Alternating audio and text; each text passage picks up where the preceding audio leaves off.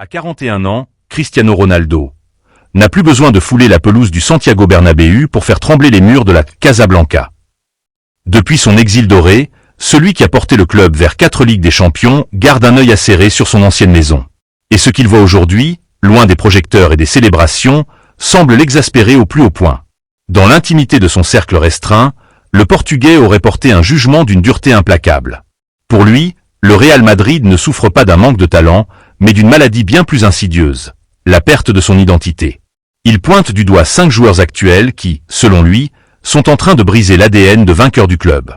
Un mot revient comme une obsession dans sa bouche, l'exigence. Pourquoi Cristiano sort-il du silence maintenant? Quels sont ces cadres qui ne respecteraient plus l'histoire du plus grand club du monde? Nous allons plonger dans ces 5 dossiers. Commençons, par le 5e nom de cette liste, Ferland Mendy. Lors de son arrivée, le Français était perçu comme le successeur idéal, celui qui allait apporter une rigueur défensive après les années de folie de Marcelo. Puissant, solide, presque infranchissable, la promesse était belle. Mais pour Cristiano Ronaldo, cette promesse s'est transformée en une déception chronique. Le reproche de CR7 est simple. Au Real Madrid, la fiabilité n'est pas une option, c'est un prérequis. Or, Mendy est devenu le symbole de l'instabilité. Entre blessures à répétition et absence prolongée, il ne parvient plus à s'imposer comme un cadre indiscutable. Ronaldo aurait confié à ses proches qu'un joueur du Real ne peut pas disparaître de l'infirmerie pendant 6 mois et revenir comme si de rien n'était. Pour lui, le poste de latéral gauche a été occupé par des guerriers, des joueurs capables de porter le fer. Mendy, par sa passivité et son apport offensif quasi nul, incarnerait aujourd'hui une forme de médiocrité acceptée. Et c'est cette tolérance à l'insuffisance qui, selon le Portugais, ronge le club de l'intérieur. Passons au 4e, Aurélien Tchouaméni. Recruté à prix d'or pour succéder à l'indéboulonnable Casemiro, le Français devait être la nouvelle sentinelle du Real. Sur le papier, il a tout, la technique, le physique et l'intelligence de jeu. Mais pour Cristiano Ronaldo, le talent ne suffit pas à porter le numéro 14 ou le numéro 18 de la Maison Blanche. Le Portugais, jugerait Tchouaméni trop confortable. Dans les couloirs du club, on raconte que Ronaldo est agacé par la neutralité du milieu français. Là où un Casemiro ou un Xavi Alonso imposaient une peur psychologique à l'adversaire, Tchouaméni jouerait trop souvent la sécurité. Pour CR7, un milieu au Real doit dicter le tempo, prendre des risques et surtout avoir un leadership vocal. Le constat est amer. Dans les moments de tempête, là où le club a besoin d'un chef de chantier, Aurélien paraîtrait trop scolaire, presque effacé. Pour Ronaldo, le Real recrute des profils prometteurs, mais oublie de forger des caractères. Le cas suivant est sans doute le plus complexe, car il touche au joueur le plus spectaculaire. Vinicius Junior. Ronaldo adore le talent brut, et il reconnaît en Vinicius une capacité d'élimination hors du commun. Pourtant, selon plusieurs sources, il voit en lui le plus grand gâchis mental du vestiaire actuel. Pourquoi une telle dureté?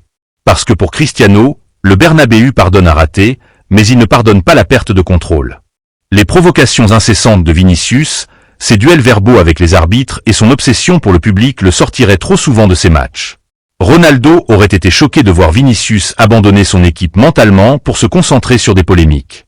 Pour le quintuple Ballon d'Or, une future légende doit transformer la haine du stade en une performance glaciale, pas en une agitation stérile qui déstabilise tout le collectif. En 2e position, on retrouve Rodrigo. On l'appelle souvent l'homme des miracles, celui qui surgit de nulle part pour sauver le Real en Ligue des Champions. Mais cette image est précisément ce qui pose problème à Cristiano Ronaldo. Ronaldo aurait confié qu'il ne ferait jamais confiance à un joueur intermittent. Au Real Madrid, briller une nuit par mois est insuffisant. Selon lui, Rodrigo incarne cette irrégularité chronique. Son langage corporel, tête baissée, geste de résignation, lors des périodes difficiles serait l'opposé total de la grinta madrilène. Pour CR7, un attaquant doit peser sur la défense même quand il ne marque pas. Rodrigo, protégé par ses exploits passés, se laisserait dériver vers un rôle de second plan. Et pour Ronaldo, cette complaisance est un poison qui fragilise l'excellence du club. Enfin, le numéro 1, le nom le plus surprenant, Jude Bellingham. Comment peut-on critiquer celui qui a porté l'équipe dès son arrivée? C'est ici que l'analyse de Ronaldo devient la plus fine.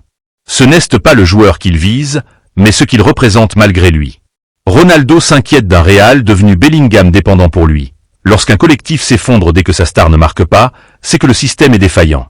On aurait propulsé Jude au rang de Messi trop vite, avant même qu'il ne traverse les tempêtes qui forgent les vraies légendes.